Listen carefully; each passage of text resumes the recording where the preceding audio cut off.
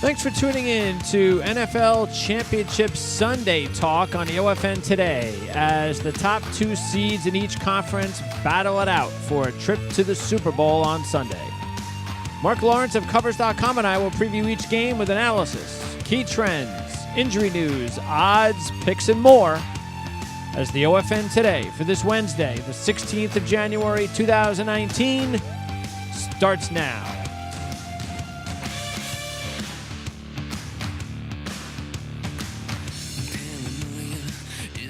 This edition of the OFN Today is brought to you by ourlads.com and Covers.com. Covers.com features live scores, stats, and odds, and is considered the most convenient and entertaining source for sports news and facts with over 45 million visits a year. All right, Mark, so with the playoff trends for the first two rounds of the postseason staying true, do we have a championship round trend that we should be paying most attention to? That's actually a rhyme. I didn't even realize that. I should hold on to that one. You're a poet and you don't know it, right? Well, at least as far as this championship round is concerned, maybe not so much specifically a trend, but a pattern, if you will. Okay. Since 1990, since they went to this format, this playoff format in this championship round, there have been 17 straight-up underdog winners that have gone on to the Super Bowl. And of those 17 straight-up winners, only 5 were dogs of 3 or less points. The point being that the 12 other dogs that won were larger dogs or more surprising upsets, if you will. So, the bottom line here is we've got 2 favorites that are both in the field goal range, and it all becomes about because of the number 1 versus number 2 seed matchups in both of the championship title games. Yeah, and another year where we continue this trend of or this cycle of the top seeds in the Super Bowl. And sooner or later, that's going to come to an end. I thought it was going to be this year. It's just not. It was just disastrously not. I mean, that was just a terrible weekend, except for, of course, Sunday's late game. It was just embarrassing 3 games to watch, unless you were fans of the teams that won, of course. But look, if you look at it, AFC top seeds have won 5 straight championship games. NFC top seeds have won 4 of the last 5. And the team that the one team that did win, it wasn't a 1 seed during the last 5 years, was Atlanta as a 2 seed who should have won the Super Bowl. So we're not getting what we had been getting before. And again, I got to probably go back 8 years or so. Maybe I don't exactly remember when it was, but it's getting more far away for me to forget the last time we've seen these wild card, lower seeded teams getting to the Super Bowl and winning it. I hope that ends soon, because I tell you right now, if this was going on like for the past 20 years, like the NBA, NFL wouldn't be that popular. No, it would end up being like a Golden State in the finals every year type of a thing. Yeah, and nobody wants to keep seeing the Patriots in the Super Bowl every year. It's ridiculous. No, exactly. The Yankees in the World Series, except the you're a Patriots Patriot in the Super Bowl. Well, depending upon where you're from, I guess. Yeah, right. But the bottom line here is the number 1 seeds are number 1 seeds for a reason. They've had the best record. Sure. They played the best football, arguably, and they put themselves in a position to get there because they are hosting the championship games. So, it all works favorably to them in that sense. It's the reward for a job well done. Yeah. Now, there is this, that, and I believe this was on your, I know it was on yours. I didn't look at anybody else's, but of course your playbook for this information. I did look for my own stuff, but it wasn't for this. That 13 dogs have won championship games straight up since 2000. So that's 13 of the last 18. Well, actually, that's more, because we got to go to, let's see, we got to go at 20. We got 13 of the last 20, 13 of the last 36, I guess. So 13 dogs have won championship games straight up since 2000. So I don't know. I mean, I look at that and I go, that's about what? What kind of percentage is that? 13 out of 36 games, is that it? So it's about 30. It's about 40%, right? 35%. No, it's just less than 40%. Just less than 40%. Okay. Yeah. So the bottom line is, we may or may not see just that according to the percentages this football season here. Sure. And then again, if you take it back to what we opened up with, that a lot of those dogs were dogs of more than 3 points, that surprised the favorites. So, the bottom line here is, to me, is that all four of these teams, the NFL got what they wanted. Yep. With the top two seeds meeting in the championship games, and I think they couldn't be anything else less than thrilled. Now, do you go by at all what has been written about this week with a couple of these refs that'll be in this game? I do look at. I have to. I hardly ever do this. I mean, I know, especially in baseball, how important it is. I know a lot of handicappers pay a lot of attention to things, the littlest things, which are important as far as, especially over-unders. Who's the umpire? Calling balls and strikes. That's important. Certain umpires statistically call games under or over. That makes a lot of sense to me. But I don't know if I mean, NFL, it's got to be different because it's one guy shouldn't really dictate. When there's I don't know how many refs are out there, like 6 or something, 5 or 6.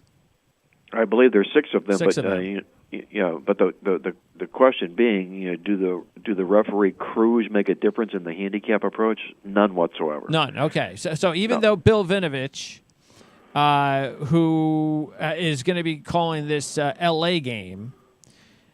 Since 2012, he's called 8 Ram games, even though, of course, we got to understand the last 2 years under McVay are completely different from the other 6. But the fact is, he's called the last 8 Ram games, and the Rams have lost them all. Well, that's not a good number for the Rams. They won't like seeing his mug for sure. For sure. But I have to honestly feel that they are unbiased, in their approach. We would hope so. Yeah. They're unapproachable, and they're going to go out there and call what they see, which is the best game that they can possibly do. They wouldn't be in these playoff games if they weren't graded out as top. Is the top of their profession. So I'm not going to let that concern me. Now the fact that you mentioned that 8 straight losses by the Rams in games which Vinovich has been the head referee, that's a talking point, but I don't think it's going to end up determining the outcome of the game. Yeah, that's what I figured. I mean, everybody's making a big case out of this Blakeman guy who was part of Deflategate being in the Patriot game. He was there for Deflategate as I guess, what do you call it, like an assistant ref. I guess he was like the guy that wasn't actually on the field. He was, I guess, if somebody got hurt, he would be running in there. He was one of those guys. But the reason why this means nothing is because of the fact that he was part of the championship game for the Patriots last year, and the Patriots beat Jacksonville. So you just wipe that out completely. If you just want to go with Vinovich Rams just because you're one of these people that just goes, hey, man, I believe in superstitious things, then by all means, it's 100% when Vinovich, for the Rams to lose when Vinovich is on the field. More power to you. But it's not something that we're going to take seriously. All right, so let's get into these games. Now, I do notice, we'll start with the championship game in the AFC first, because I do notice there are more historical trends with the Patriots that are very interesting than any other team. And that's obvious because they're the team that's in it every year. So there's a bunch of things to go on. And most of them, matter of fact, I think all of them are not very good, are they? Not in this situation, they're not good, no. Largely because they're not in Foxborough, which is where they've really struggled, not only this season, but in the playoffs as well. And if you break down the Patriots' scoring efforts this year, you take a look at home, they allowed 17.9 points a game. On the road, they allowed 24 points a game. So the negative difference is minus 6.1. Then you go to the other side of the equation, look at Kansas City and what they did at home this year. They allowed 17.4 points a game as opposed to 34.6 points a game on the road. Kansas City at home is at plus 17.2 points per game net better at home than they are on the road. So right away, New England finds themselves in this terrible home-road dichotomy, at least from a defensive points aspect is concerned in the football game. You've also got New England in this game, who was 8-1 at home this year, and tallied winning those yards by 1,047 yards. When they went on the road, they lost 5 of their 8 road games, and they lost the stats a total of minus 352 yards. So the picture grows, the complexion of home and road for New England, it worsens the deeper and deeper you look into the football game. Then we throw in a neat stat from the Playbook Midweek Alert this week, the fact that playoff teams that played 3 straight home games in a row and now take off to the road are 3-14 straight up and against the spread. Yeah, that's big. After having lived on home cooking, exactly right. So, there's a lot of things involved here in this game, at least from the way the game sets up of a standpoint, that might detract from the fact that Tom Brady's the dog, and because the GOAT is the dog, a lot of people are going to knee-jerk and go to New England just because they want to take points with Tom Brady. Yeah, because he hasn't been a dog in 69 starts. That's which exactly is crazy, right. but and I can understand it. I completely can, because look, I haven't even decided yet what to do, and I know it's Wednesday, but I haven't. I mean, these are very tough games to handicap, and I'm just going to wait as late as I can to figure out how I want to do this. But yeah, I mean, there's so many trends that really are going against the Patriots here, and I know another one that you talk about in the playbook has to do with the fact that the Patriots have never returned to the Super Bowl after losing the Super Bowl the previous year. So they've been there 5 times. They failed all 5 times. So they've got that monkey on their back here as well. Yeah, and that also falls into the same category, if you will. If we were librarians who were filing these stats away, we would be filing it under Super Bowl losers. Yeah. Super Bowl losers tend to have troubles the next year, and one of them is just that, getting back to the Super Bowl. Yeah, and one that I was looking at myself, I did some research on, is I noticed that the Patriots are just 2-6 in the last 8 playoff away from home games, and the 2 wins were the 2 Super Bowls that they were very, very fortunate to win, Seattle and Atlanta. So if they lose those 2 games, which everybody really thought they were going to lose, they could be 0-8 in their last 8 games away from Foxborough in the postseason. That's exactly right. Yeah, so exactly that's pretty significant. Yes, it is. It just shows you the difference. That's why I don't want to get fooled myself. I don't want to fool myself into thinking and to seeing what the Patriots did last week and thinking, oh, well, we're going to see that this week. It's just different. They're not in Foxborough. We've seen this before, and it's just not the same. And if there's one player on the field on Sunday, in the night game on Sunday, when it's going to be probably 0 degrees, that it's going to be affected the most because of 0-degree temperatures, it's the most important player on the Patriots. It's their oldest player. It's Tom Brady.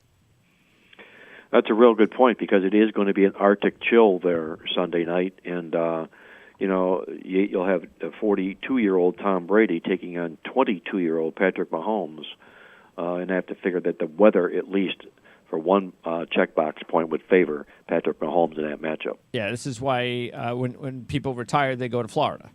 That's exactly right. It's not where I am down here right now. There you go. It's not, I'm not retired, but I'm down here. Yeah, it's not because Florida is a beautiful state or anything like that, and they go to the beaches. I mean, there's beaches all over the country.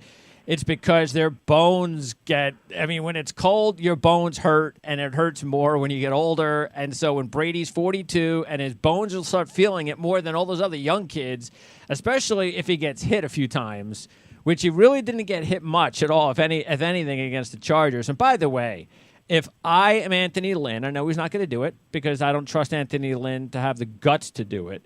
But if I'm Anthony Lynn, if he's got the power to do it, I'm firing my staff and I'm bringing in 2 more coordinators, because Gus Bradley looked like an idiot on Sunday, an absolute idiot with how he was eaten alive by Bill Belichick in that game.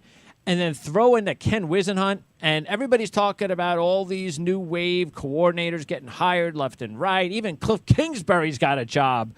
Well, why do you think that is? Because all the new offenses, all the high tech. Well, Ken Wisenhunt isn't that guy, and he proved it on Sunday. I mean, this is the most talent I have ever seen. And they scored 28 points, but a lot of that was garbage time scoring.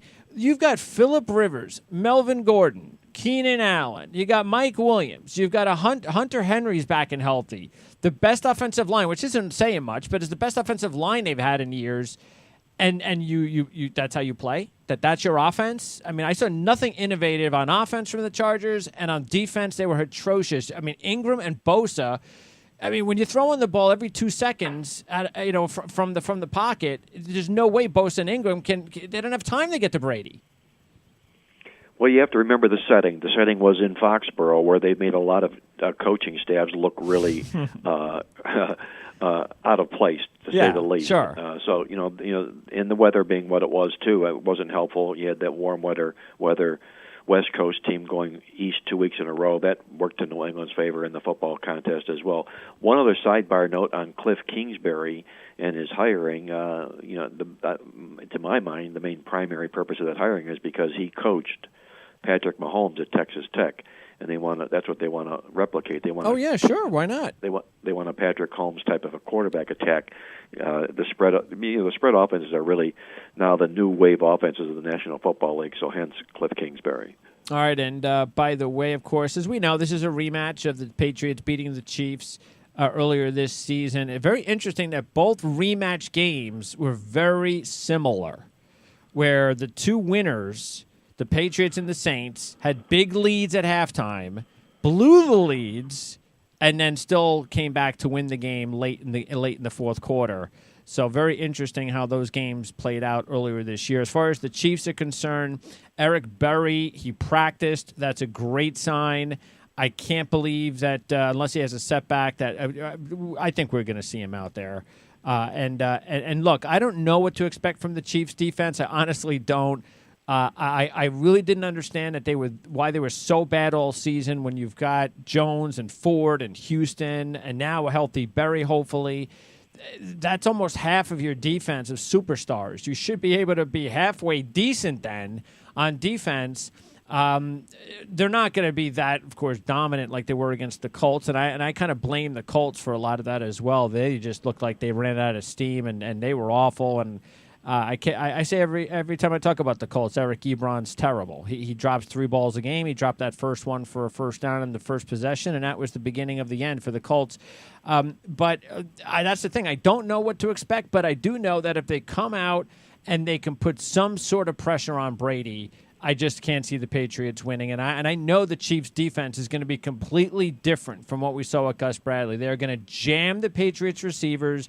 They are going to force Brady to have to throw the ball a little bit deeper down the field, which means he needs a little bit more time. And it's also, therefore, going to be important for the Patriots to be able to run the football. Well, that harkens back to the point we had just made about Kansas City's defense being dramatically different than it is at home as opposed to the road. 17.4 points a game that they allow at home. You're going to see a defense from Kansas City that doesn't even come close to being the second worst ranked defense overall in the league. Yep. Because they're playing at home in this football game. So, and one other common denominator in these two revenge aspects of the football games for each team, both losses, the Rams against New Orleans and Kansas City against New England, both of those losses stopped perfect seasons for both the Rams and the Chiefs. The Rams were 8-0 and the Chiefs were 4-0 at the time that those losses occurred. All right, now let's talk about the NFC game, the Rams and the Saints. And now this one may be 3.5. Chiefs look like they're hard on 3. I can't believe that's going to move up with the Patriots there. If anything, it'll move down. Maybe the Saints go to 3.5 by Sunday. It's possible. So you might be able to buy a half point, get 4 from the Rams. And in a game like this, that could be all the difference in the world, especially since the Saints have not covered their last 4 games. And I think when we talked about the Saints not playing their best football at the end of the season, this was the one team out of all those other teams that weren't playing great that actually continued to not play all that great. So that should be a concern. They had to come back. They needed a fake punt, in order to and a fourth down play at the goal line to keep their momentum going.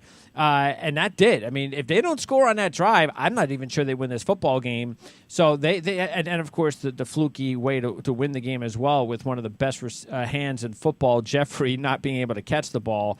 But hey, when you're a good team like the Saints, you don't look at it that way. You don't go, "Oh, the Saints were lucky to win, so now they're going to lose." It's it. They're too talented. That game is over. The matchup is over. It was a tough matchup. It was the toughest matchup of the week going against the Super Bowl champs. This is different because the Rams, even though they got their monkey off the back, small monkey, it's only been a year, where they finally won a playoff game. Now they got to do it on the road. Now they got to make the big one, the step to the Super Bowl. And unless they wind up rushing for 250 yards plus again, which they won't, that means Jared Goff is going to have to make some plays. That's where I would be a little bit more concerned. I'm not sold that Jared Goff is ready to step up on the big stage in the big moment to make the big plays. I have to feel that Sean McVay, who is a genius as a head coach, is not going to let Jared Goff win or lose this football game. Yeah. It's not going to be in his hands. He's just going to be the facilitator, if you will. That's the hope, sure. Yeah, just like last week. Yep. Exactly. It's going to be more into what McVay does, and he knows how to win football games on the road away from home. He's 14-3 straight up in his career with the Rams in games away from home. So I like his position and his situation in this football game. They're also playing the best football of the four teams coming into this game with 3 consecutive wins and covers in a row. They seem to have gotten their mojo back at the right time of the season here. As you said, New Orleans is far from being just that. New England is playing okay. They've won 3 in a row, and the Chiefs have won 2 in a row. But the Rams come in here with the best momentum in this football contest here as well. So, they've got to overcome a lot here. They've got to overcome the fact that Breeze and Peyton have never lost a game in the Superdome at home, where they're 6-0 in their careers. In the playoffs, yep. Mm-hmm. Yes, in the playoffs, right. But there's also some concerning stats here about New Orleans. If you take a look at them, number one, they've really struggled as a playoff favorite at home. When they're a home favorite in the playoffs, they're only 2-11 to the spread. Wow. Yes, they've really, really struggled in this particular role. So you've got that. You've got the fact that they just beat the defending Super Bowl champion. Teams who knock off the defending Super Bowl champions in the playoffs are 1-12 straight up and 2-11 to the spread if their next game is not in the Super Bowl. Really? So, yes. 1-12 straight up. That's exactly right, and 2-11 if the game is not a Super Bowl game. And what did we hear in the press conference right after the New Orleans Saints when they put the cameras in there? You heard Sean Payton telling the team, "Guys, we just beat the champions. We just beat the champions." That's the point he wanted to drill, but it's also the point that athletes will succumb to, just knowing that, hey, we're good enough. We knocked these guys off. We're kings of the hill. And 1-12 and 2-11 says otherwise. Yes. Okay, exactly. Yeah. Exactly. And, the other, you make a good point there. Same thing that I was thinking about with the Patriots after the Pats, including Brady, and I was surprised by this. After how they went out and just felt like they needed to trash the media for calling them out, like if they needed to prove themselves. Like, here, I guess we don't suck after all. That's very unusual to see the Patriots have to respond in that way, and it's also unusual for them to have to respond that way after like a playoff game. I mean, you didn't even get to the Super Bowl. I mean, why would you need to punch up, boost up your chest and be like, look at us when you didn't accomplish anything? You still got to win this week. And I think it's a similar approach that you're mentioning with New Orleans and Peyton that I'm looking at Brady and the Patriots. Like, you guys didn't accomplish anything. Why are you acting like you did? That's trouble for me because that means that maybe they think they have accomplished something when they haven't. Well, that's true. It could be just the given factor. Given the fact that they're the New York Yankees of the National Football League. They've gone to the playoffs more than any other team. They've been here, done that. They're going to hit the switch and they're going to do it again. But the problem that's not easy. No. Now they got to go on the road. No, and they have to do it on the road. Where it's been a long time between drinks of water on the road for the New England Patriots. Last time they were on the road, you got to go back to the middle of December at Pittsburgh, where they lost straight up as a favorite. The game before that, they were at Miami. They win and they lose the game straight up as a favorite. So this team obviously has its road woes, and they have a lot to contend with here. And I think it's asking a lot to have to get it fixed against the likes of the Kansas City Chiefs. Yeah, I get the feeling that chances are, just like if you think about how the Super Bowls get set up, even if you just kind of put that into the equation, like, okay, what kind of a Super Bowl do I think it's going to be? I don't know. You kind of get the feeling it's probably going to be, are we going to see like a chance to see Brady and Breeze, 2 Hall of Fame quarterbacks in a Super Bowl for the first time? And that's possible, of course. Are we going to see that? Or are we going to see the 2 upcoming, exciting teams, Kansas City and the Rams? I'm not so sure we're going to see a mismatch of that. I just get a feeling it's either the 2 Super Bowl Hall of Fame quarterbacks or the 2 exciting young up-and-coming teams. I'm not sure we're going to see, Rams against Patriots or Chiefs against Saints. But that's just me.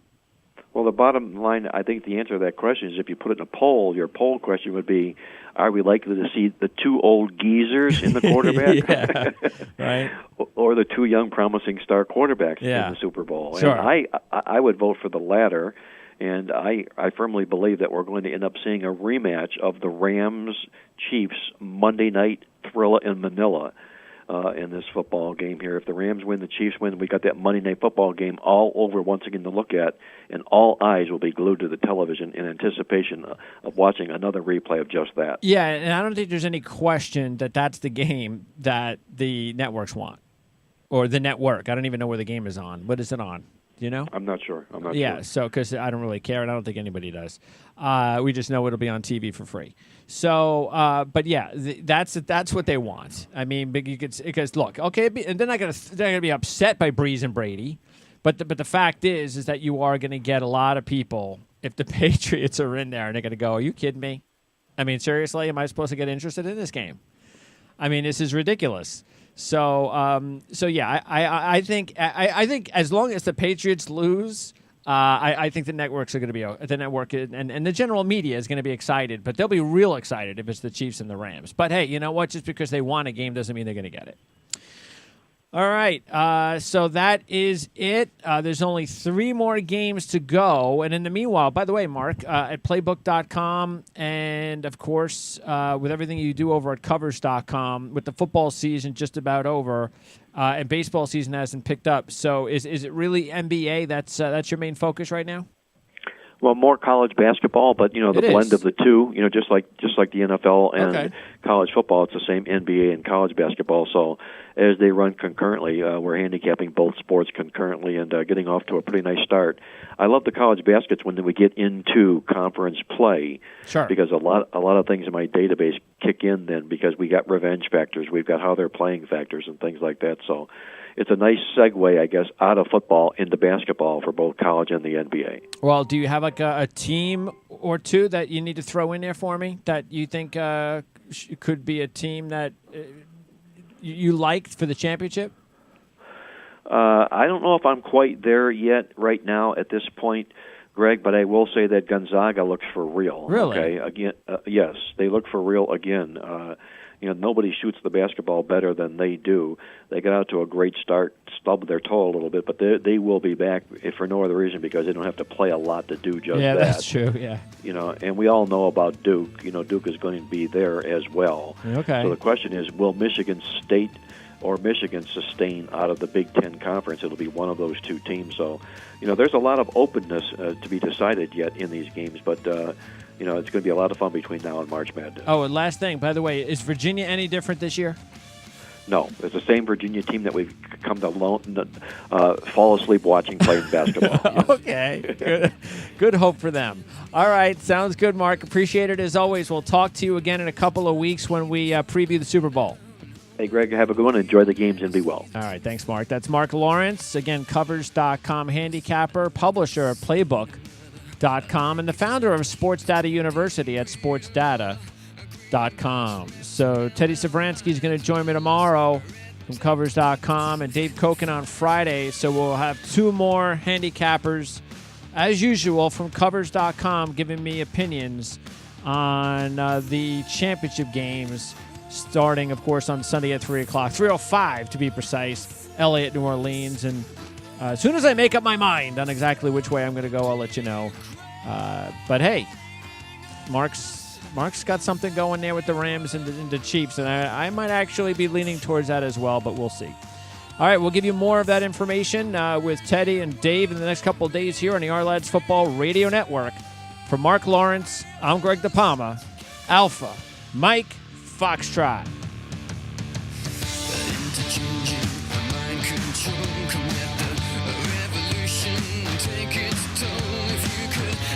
Switch and open your third eye. It's either we should never